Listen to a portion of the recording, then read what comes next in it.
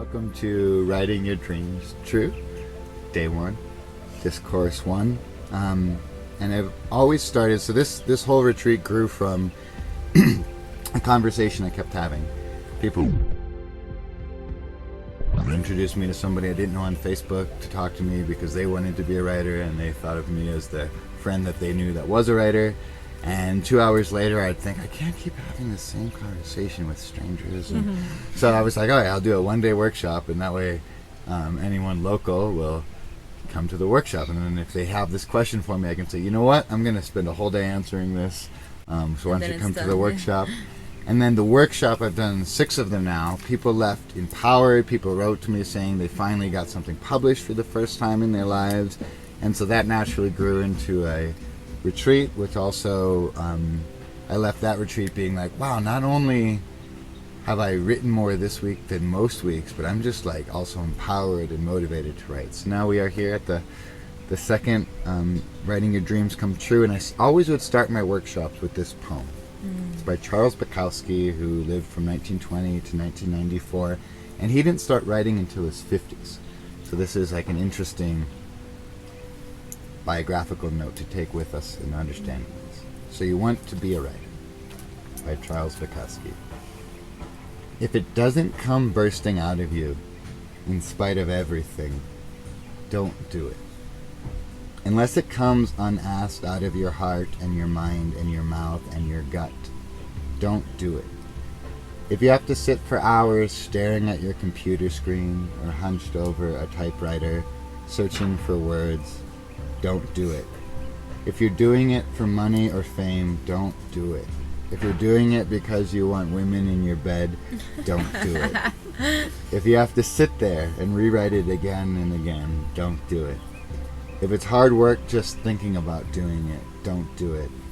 If you're trying to write like somebody else, forget about it. If you have to wait for it to roar out of you, then wait patiently. If it never does roar out of you, do something else. If you have to read it to your wife or your girlfriend or your boyfriend or your parents or to anyone at all, you're not ready. Don't be like so many writers. Don't be like so many thousands of people who call themselves writers. Don't be dull and boring and pretentious. Don't be consumed with self-love. The libraries of the world have yawned themselves to sleep over your kind. Don't add to that. Don't do it. Unless it comes out of your soul like a rocket. Unless being still would drive you to madness or suicide or murder, don't do it. Unless the sun inside you is burning your gut, don't do it. When it is truly time, and if you have been chosen, it will do it by itself. And it will keep on doing it until you die or it dies in you. There is no other way. And there never was. So, I've been keeping a journal since I was 8 years old, and it was always, I realized in hindsight, this world of mine in the books of literature, the canon of literature. In 3rd grade, I was reading Robert Louis Stevenson's Treasure Island in my bed, which a 3rd grader should not be reading, but I got it because it looked old, like an old leather-bound book at the book fair at my school for $1, so I just liked the way it looked. And when I was 13 years old, my grandmother, who was a poet, gave me Hemingway's The Old Man in the Sea, which kind of had a sad ending. Nothing ended happily, and so I didn't really understand it. But that changed me from like the Hardy Boys to Hemingway. I was starting to read like literature from this age. And I was always writing poetry in high school, not really knowing what it was. I was always journaling. I wasn't realizing how much psychotherapy I was actually doing. And a lot of people, when they hear I'm a writer or something, they think it's cool or great that I don't have to work or show up for a job. And there's this really stirring scene in my favorite author's book, Skinny Legs and All by Tom Robbins.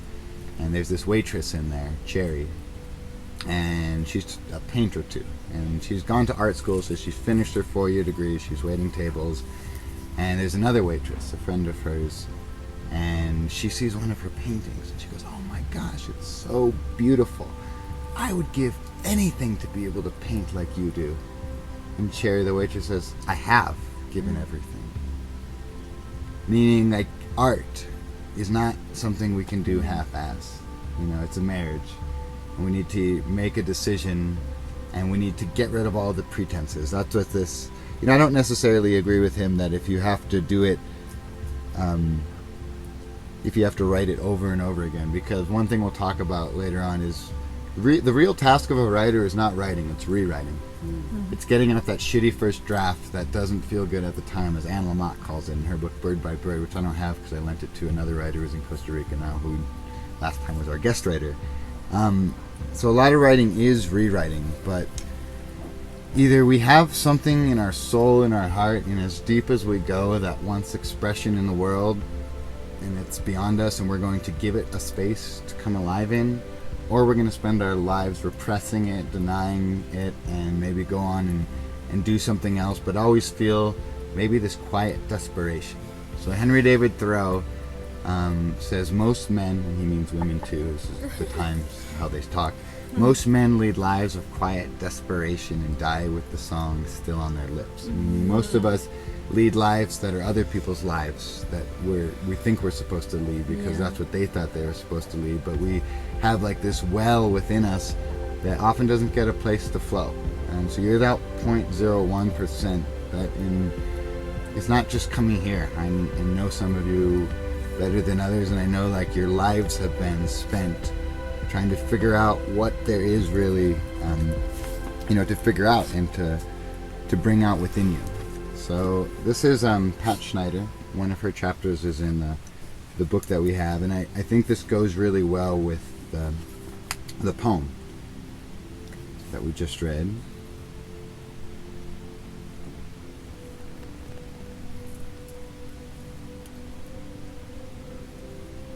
I was just reading, oh no, I was going to read something on the phone, but it's taping me, so we'll skip that for now. So, meeting your needs as a writer. I'll just read this couple paragraphs. Discipline begins by understanding how you yourself work. Everyone's patterns are different. You can learn something about how you work by remembering successes of the past. For example, when you accomplished a project, fixing your car, making a gift, how did you get to it? Did you lay careful plans first and proceed in an orderly way, cleaning up after yourself as you went along? Or did you barge in with more energy than planning, change your plans as you went along, decide to do a portion of it somewhat differently from the printed instructions? So I'm going to be sharing, and I hope to hear from you guys, some of our processes, but by no means should my process be your process, nor should your process be my process. I can be fairly chaotic and have a million things going on at once, but there's often one of those things that rises to the surface and becomes my end-all, be-all of existence when it comes to writing. So even though I've started 9 projects for every one I've finished, those unfinished ones now exist in the world.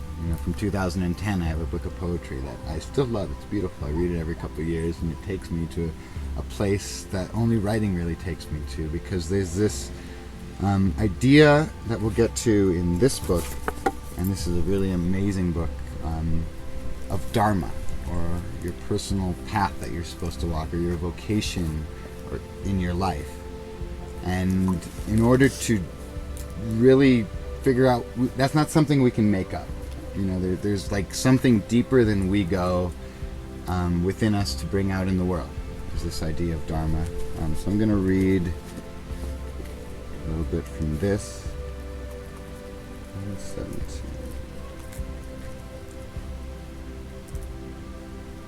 So, writing is a practice, and in our lives, this is why yoga was really it's an integral part of what I see as a retreat like this, having that space in the morning where we're not...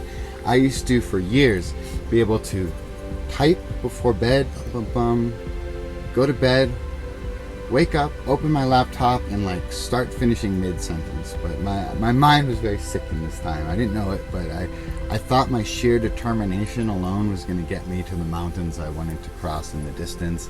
And it got me pretty far, but then it left me literally broken. This is why we're going to talk a lot about postural corrective techniques and these yoga techniques. It literally left me broken halfway up the mountain.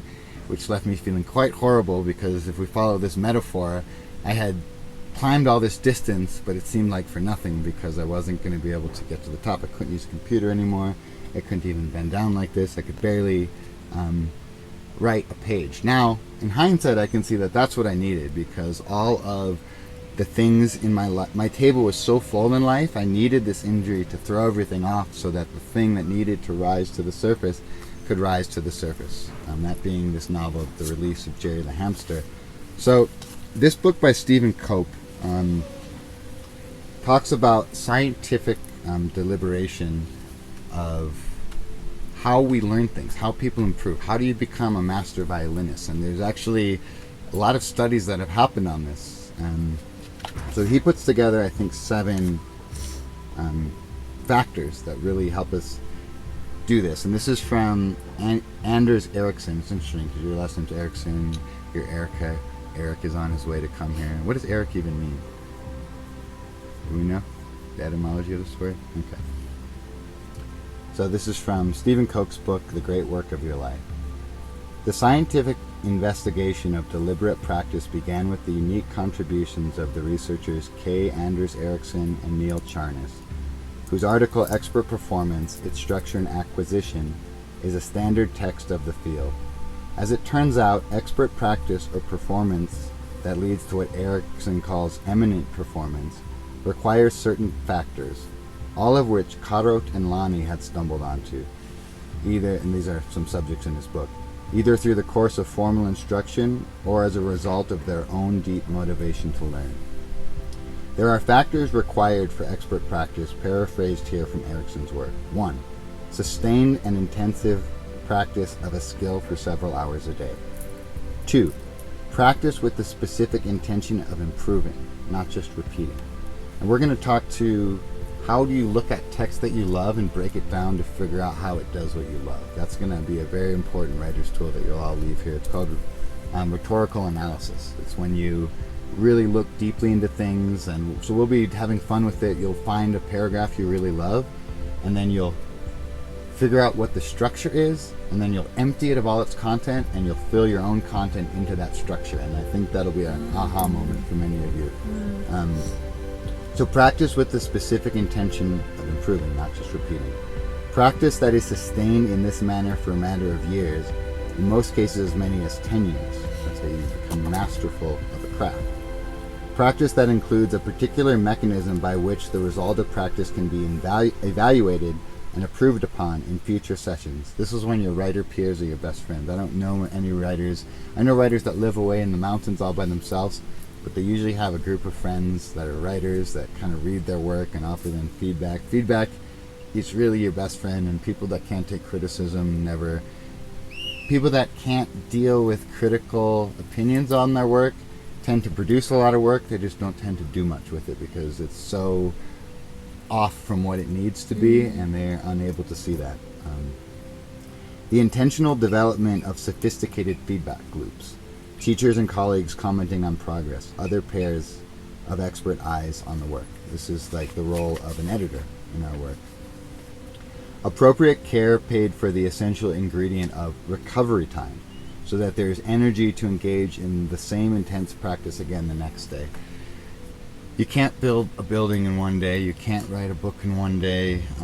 So putting ourselves, and I used to do this. I used to be able to get shit done, but it was a burnout energy, and it would leave me not able to sustain it. So it's also, there's a reason why a writer's retreat isn't just putting you in a chair for 8 hours and saying going right. It's like a very specifically calculated container that has the right amount of time for things. And as Hemingway said, Hemingway would say that he always quit while he still had more to say, because he never wanted to fully empty his cup and then just have nothing left. So that way he found that if he quit while he still had something more to say, then the next time he sat down, it would be there and he would be off and running for hours. Whereas if he emptied himself until he had nothing more to say, the next time he sat down, he wouldn't really even know how to begin. But don't you feel that then sometimes, then I forget, so it's not there when I sit down the next time, because there's so much new things going on and I don't even remember. Maybe like bullet points, you know? Yeah. Maybe that Yeah. having so many things going on isn't so useful if you're trying to do one specific, because you can only write one thing at a time. Another advice of Hemingway's was, if you don't know how to begin, just start with one true sentence. So you don't have to write the whole book right now. Just write one true sentence. Say the thing that's most true to you right now, and then go from there. And then finally, a considerable amount of time spent within the so-called domain of the task. For Caro, for example, this meant hanging out with other painters, talking about his art, talking about trends in art, getting support for the lifestyle of the artist. We're doing it right now. As we're talking about writing, we're reading writing, we're engaging each other with writing, so we're kind of like, if you want to be an actor, hang out with actors. Hang out with directors, hang out with scriptwriters. Don't hang out with mechanics. Not that if you like mechanics, do it, but they're not going to help you become an actor. And then I would like to read about this idea of Dharma and John Keats. So John Keats was this poet that died at a very early age. He died in his 20s. He was basically going to be, everyone thought, of Shakespeare, but he really found his love and in the romantic sense, but so much more in his practice of writing poetry.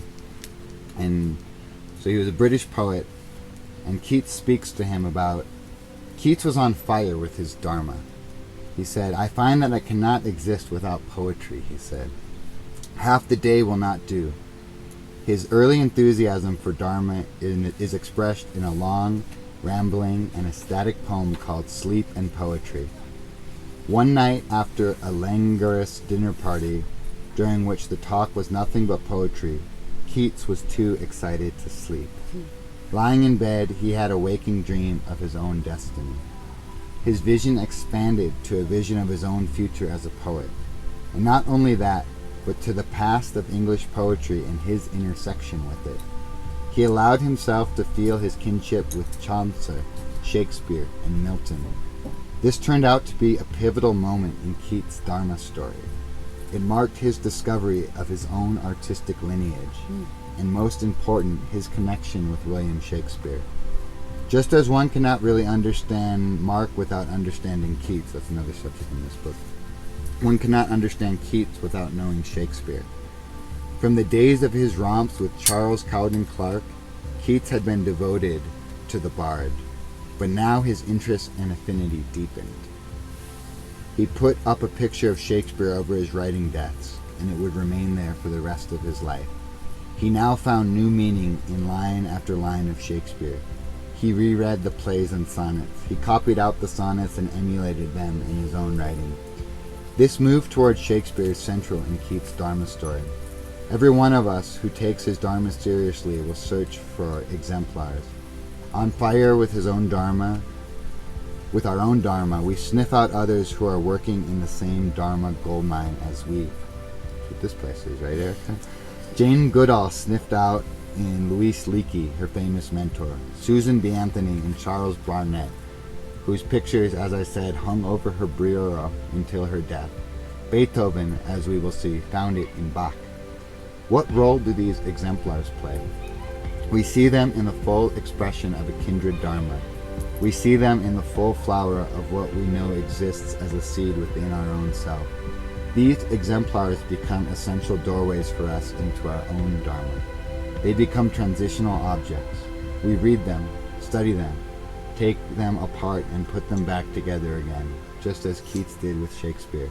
We ingest them, and eventually through them we are awakened to our own idiocentric genius, just as Arjuna in the Bhagavad Gita is eventually awakened to his Dharma through his relationship with his exemplar, Krishna. We cannot really understand another human being without understanding his Dharma story.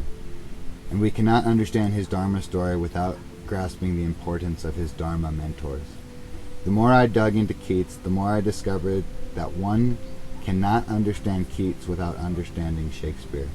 Mark apparently discovered the same thing. His second major play would be about Shakespeare. So I read this poem about So You Want to Be a Writer so that we can also acknowledge the shallowness that we might have within all our aspects of life. I like when people say, "Nice writing, Luke," I like it when an editor says, here's some money for what you did. So it's okay to like operate on these levels of exchanges, but it's also, I think, necessary to recognize them and to understand that our art runs deeper than that. It runs deeper if we ever get published or not. It runs deeper. There was a part in me that was always clenched. I didn't know about it, because when you're clenched your whole life, you don't know until it releases. And I had written 2 novels at this point. I had published 2 books of poetry. I had ghostwritten 3 books for people and been paid to. I'd been the editor of a travel anthology, a poetry anthology. I'd been twice the recipient of the Best American Travel Writing. It was clenched. And then when I finished Under This Tree, the Heinemann tree, in September, this novel I had been writing for 6 years, the release of Jerry the Hamster, that released in me. I didn't publish it. It's still not published. The work I'm going to be doing during our writing blocks is to finish my writing materials, but I had finally written something commensurate to what I knew to be my ability to create. And no amount of people telling me I was a good writer, no amount of payment for my writing was ever going to satisfy me until my own soul was satisfied around the creation of something that every ounce of it felt like it came here on earth to do. So it's to write well, to dig in within us. It involves personal work. Writing is psychotherapy. It's maybe one of the best forms of psychotherapy, because we can't play games with it. We can't lie to ourselves with it. We are the only ones that can really evaluate if we have done our work or not. No one else in the world can do that. And then from there, something really central in the success of the Bhagavad Gita and the path it puts us on, which is runs through this, is to release the fruits of it. Release our attachment to what it's going to do. My novel's done. I've spent 5 months now not doing anything with it, and now I'm ready to do it. But like, the point of it for me is I put it out into the world, and I believe in it. I believe it's going to take me places. So another thing I want to bring, I'm just referring to my notes here, is casting off this pile of judgment that we have. Oh, I'm not good, or my writing's not coming, or somebody's going to critique me, because that is absolutely fatal to your art. When you can't do anything when you're afraid of what other people are going to think about what you did. So, this is actually on the next page I wanted to read, but I see this underlined thing, and I'll read this. Each of us must have one domain, one small place on the globe where we can fully meet life, where we can meet it with every gift we have. One small place where through testing ourselves we know the nature of life and ultimately know ourselves. This domain, this one place that is uniquely ours, is our work in the world. Our work in the world is for each of us the axis mundi, the immovable spot, the one place where we really have the opportunity to wake up. So for me, that's writing. For Erica, writing is definitely a part of that. She has a message. She broke through all of the people that said, hey, you can't travel like this, you can't be free, go get a job, go get married, go start a family, go get a 2-car garage and a mortgage and a car payment, an electricity bill and an internet bill. They still tell you that. Why don't you come back to the real world? Get a real life. For me, there's these moments where my pen is moving, and it's the only place on earth where I feel like I'm really supposed to be. Everything else, even if 1,000 movements take me away, seems to be getting back to that writing table for me.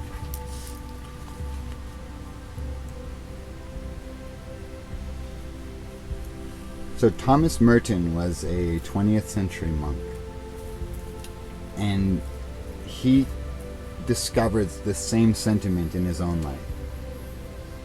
And he talks about the exhaustion sometimes in the face of carrying out our task. And he says, the chief source of this exhaustion, he writes, is the selfish anxiety to get the most out of everything, to be a sparkling success in our own eyes and in the eyes of other men. His vision and the possibility of relief from this burden occurred to me as brilliant. We can only get rid of this anxiety by being content to miss something in almost everything we do.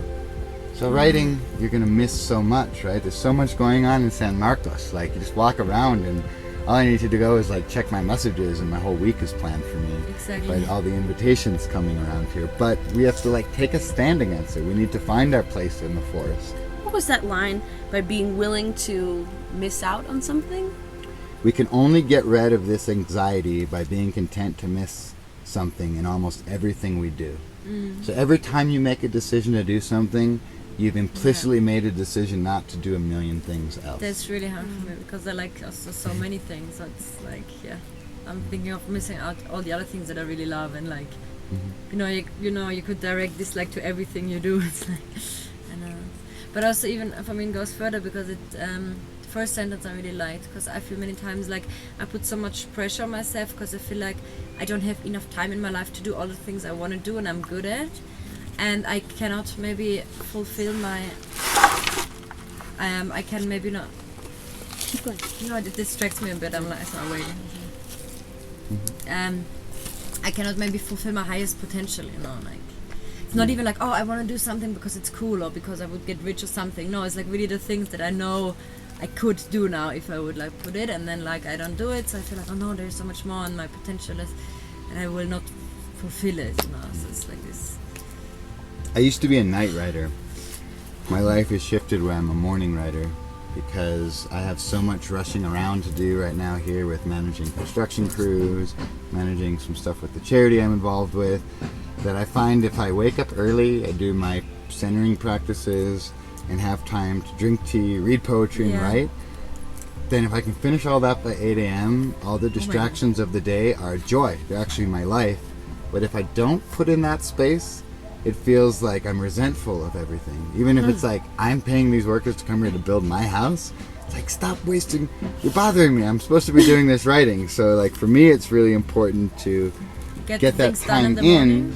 Get those things done in the morning so that way the rest of the day feels like it's just bonus because I've already done the most, wake up leg, I've already done the most important thing.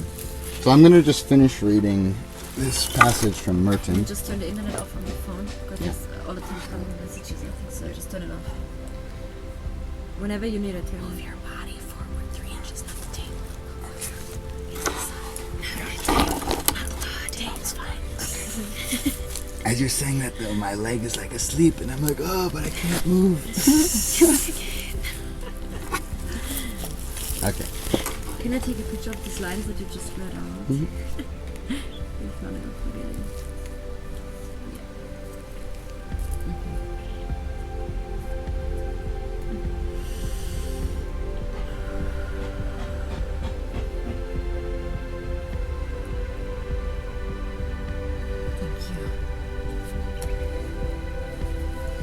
What? Miss something in almost everything we do? That is allowed? Merton says it is. We cannot master everything, taste everything, understand everything, drain every experience to its last dregs. But if we have the courage to let almost everything else go, we will probably be able to retain the one necessary thing for us, whatever it may be. If we are too eager to have everything, we will almost certainly miss even the one thing we need. This has the feel of truth for me, a difficult truth, but a truth that may free me from the obviously false hope that I can have everything, indeed, from the view that I must have everything in order to have a fulfilling life. Authentic Dharma frees us from this false hope. Merton sees deeply into the nature of this freedom. The fulfillment of every individual vocation demands not only the renouncement of what is evil in itself, but also all the precise goods that are not willed for us by God. That's Merton saying this. He's a monk, so as he should. We are not called to everything. We are just called to what we're called to. It is inevitable that authentically good parts of ourselves will not be fulfilled. What a relief! We can do no great things, wrote the 19th century French Saint Teresa. Only small things with great love. Thomas Merton, who struggled through his whole life with his longing to be considered a great author, writes of this.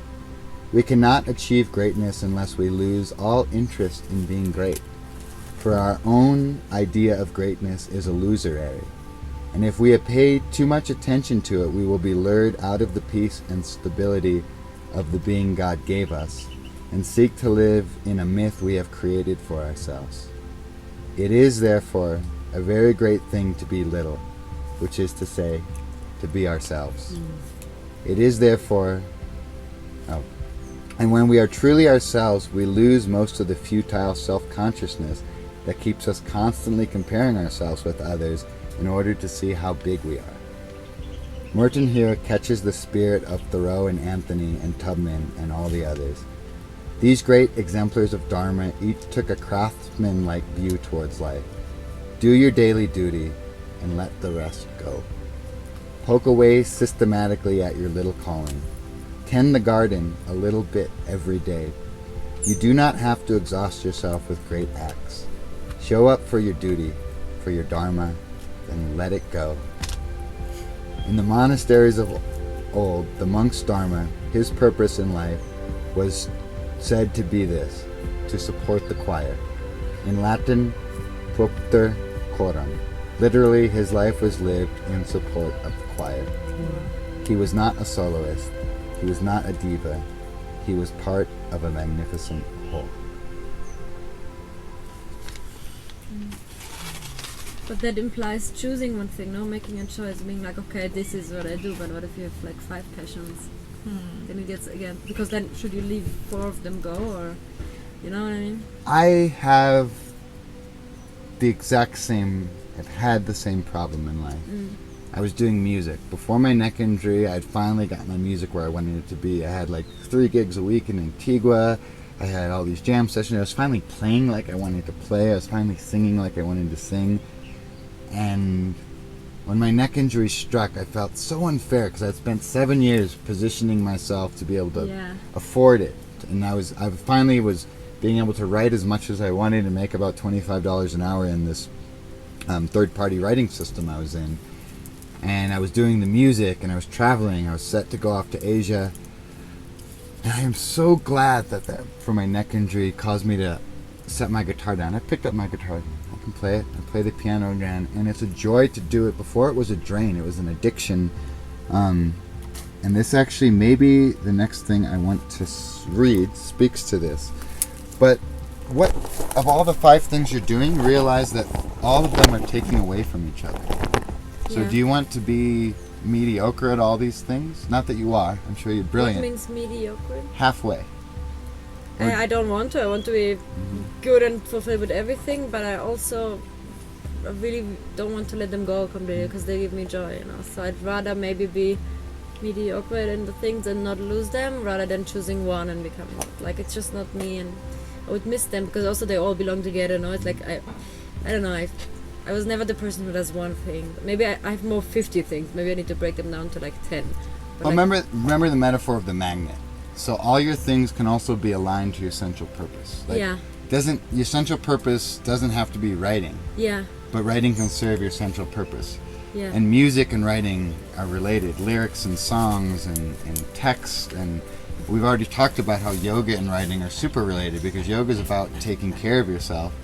And if you're not taking care of yourself and putting yourself in good keeping, then your writing isn't going to come from that centered place because you'll never be able to sit down. Yeah. So I would be running from, and in some sense, I can see that I was almost afraid to do just one thing because I could accept that I was failing to be where I thought my writing deserved to be, because I could say, well, I'm doing this, I'm helping the poor, I'm doing music, I'm traveling, but I was afraid to say, you know what, this is my dream. I want to be like a national best-selling novelist, and I just want to be able to write a novel every 4 years, and I want that to support my income. I've said it now. That's clear. Oh, it's not a bee. Oh. Cool. I thought it was a bee. It's not actually a bee. Move it. I just used my reaction. So reminded me of the yoga. So I don't think you need to think like you need to get rid of anything in your life. I just think you need to, like, it's clear, and something that you said when I met you was that you believe everyone deserves the space to heal. Yeah. So that seems to be a central component of your dharma. Yeah. And it for seems sure. like your writing, your music, your Retreats. yoga nidra, your Yeah. cacao, your shamanism all feeds that Yeah. central thing. Yeah. So you don't have to feel like you're at odds with yourself. You just have to try to keep all these many talents and incredible gifts you have in the balance of serving what Yeah. that central purpose. And until you This know what your works for me. central purpose is, you're just following desires and running away from aversions. Yeah, no, without this I knowing. know very clear. This purpose thing, this I know. Yeah. Yeah. Okay. Yeah, and I think also we are all different, you know. Like some people are more like they do a million things a little bit, and because I used to think like, oh, I need to finish one thing and then the other thing, because that's like what you usually hear, right? Like and stuff. But then I understood, no, we're all different. We have all different, I don't know, astrology charts, karma, ancestral history, you know, like human design, whatever. And some people they start something and then give it to the next person who finishes it.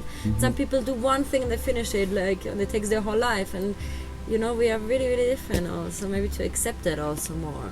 Totally. Yeah. I feel that's more the thing also for me, to accept more. That this is the way. For me. Yeah. All right. So I'm gonna just finish this with we'll wait till Erica gets back. I have one more passage to read. Do you feel that as much as your purpose is to heal others, do you feel that within that whole work that you're putting to heal others, are you putting as much work to heal yourself? Are you healing yourself through this process while healing others? I don't as believe I well? can heal anyone or anyone can heal anyone. I think we can heal Yeah. ourselves, and we can like remind each other how that looks like, because we need the mirrors, I feel. Right. And we need the community. I really believe that.